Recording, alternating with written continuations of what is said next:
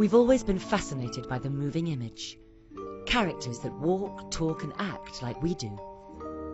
From Walter McKay's early animated short of Gertie the Dinosaur, to Walt Disney and his Seven Dwarfs, and on to John Lasseter and his talking toys. These technicians have the godlike power to create characters and worlds that make us laugh and cry in equal measure. But who are the animators of the future who will be birthing new life through their pencils and pixels? To find out, we'll be talking to the Oscar-winning director behind Pixar's latest release and descending into a cave of dreams with iconic animator Sylvain Chomet to find out who will be the ones to watch.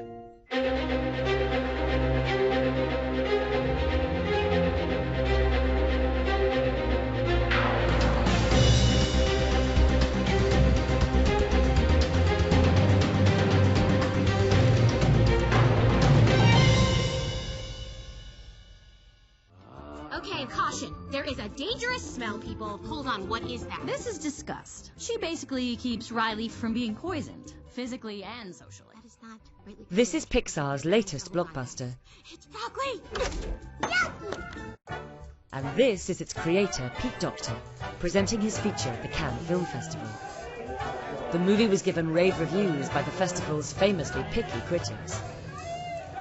Docter last premiered a feature here 6 years ago, and that film, Up, went on to gross $700 million at the box office and took home 2 Oscars. Do you ever look at someone and wonder what is going on inside their head? His new movie, Inside Out, is set inside the mind of an 11-year-old girl whose emotions, joy, sadness, anger, fear and disgust compete to control her. It's been a really fun project because I think it has the opportunity to bring people to somewhere everyone has thought about but no one's seen before with their eyes, and that's the world inside your head. School was great, all right? What was that? I thought you said we were gonna act casual. Riley. To investigate an adolescent mind is no easy task. But then Pete Docter relishes unusual challenges. He was the 3rd animator to be hired by Pixar back in 1994 to work on the studio's first feature film, Toy Story. He later directed Monsters, Inc. Sorry. See you later, fellas. And then came Up, which took Docter on that epic journey from Cannes to the Oscars. His movies have the power to entertain and leave viewers with a deeper understanding of what it means to be human. I think the secret sauce to animation, like anything, is truth. So even though we're taking people to these far out places and showing them characters that you'd never believe are alive, we're seeing something of ourselves on the screen, and that you go, oh, I recognize my own life in that.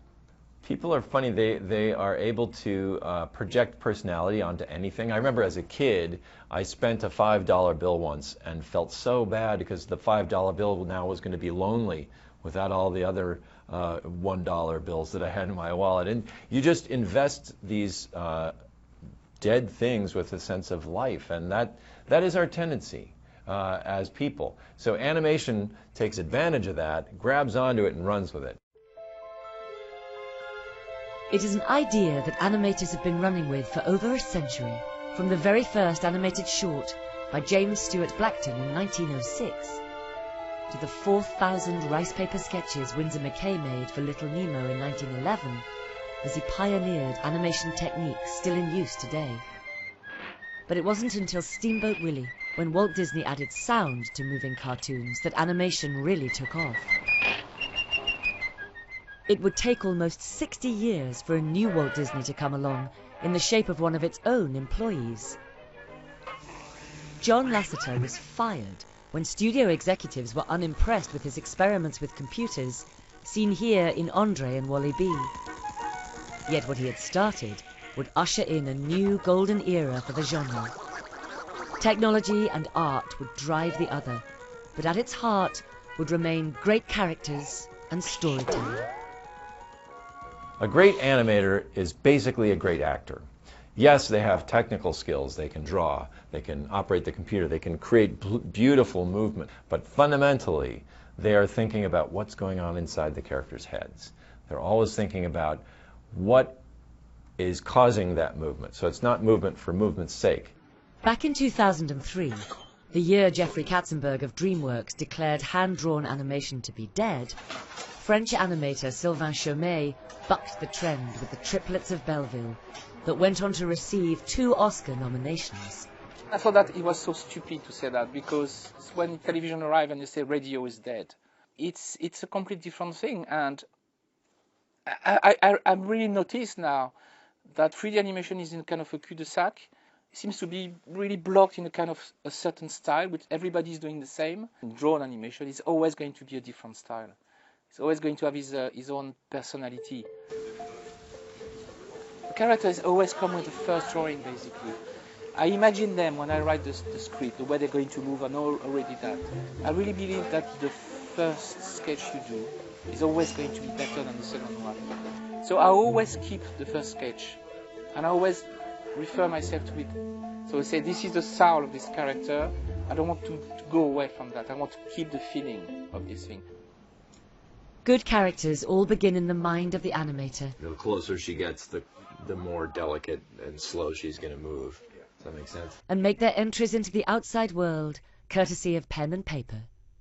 We try to start with simple shapes because we're after a sort of an essence. So, like Anger is this square. He's like a brick, And then he's all about the brows because he's trying to hold it all in, And let's see, I would keep like his arms contained within the shape of the body because he's going to be angry. He's trying to hold it in and not explode. Just shut up! Whereas Fear's got like these bug eyes because he really wants to make sure he sees whatever's coming. He's got a sort of a beak-like nose, really wiry kind of thin guy because he uses all his energy shivering and shaking. A lot of times it's embarrassing, but as I'm drawing, you'll see me making these faces because you're trying to get that feeling of what you're after in the drawing. No, not the foot.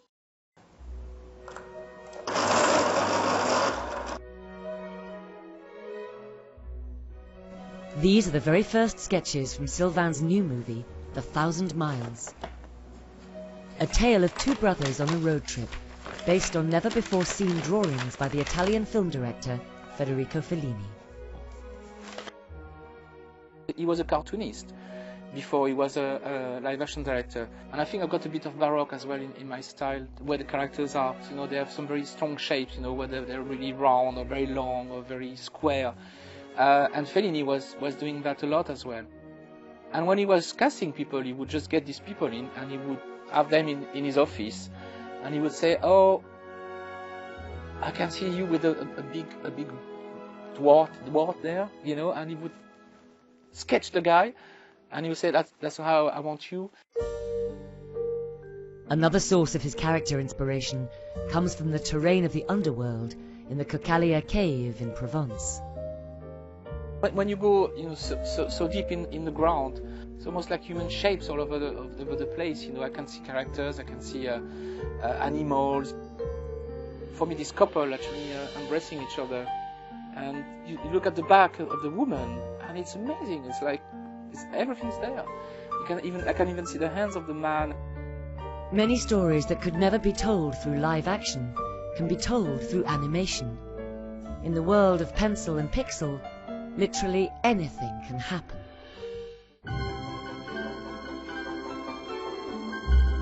To me, I've always loved animation because it can take you to places that you may have only dreamed about. It's like a tap into your dreams somehow. It can capture like the feeling of a time of day or a place better than a photograph does. We're always looking for new talent here, and I think the things we're always interested in is observation, the power of an artist to see beyond the sort of ordinary and notice little details that most of us miss, that we walk right past, and suddenly you're seeing in a drawing something captured that you go, I totally recognize that. After the break, we meet Pete's one to watch. I'm about to introduce you to a new animator whose work is not like anything you've seen before. His stuff is going to knock your socks off.